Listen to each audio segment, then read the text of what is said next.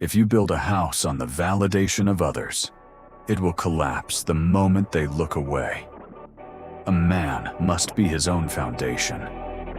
When the world takes everything from you, smile, because you are finally free to build something that belongs only to you. The ruins of your past are not a graveyard.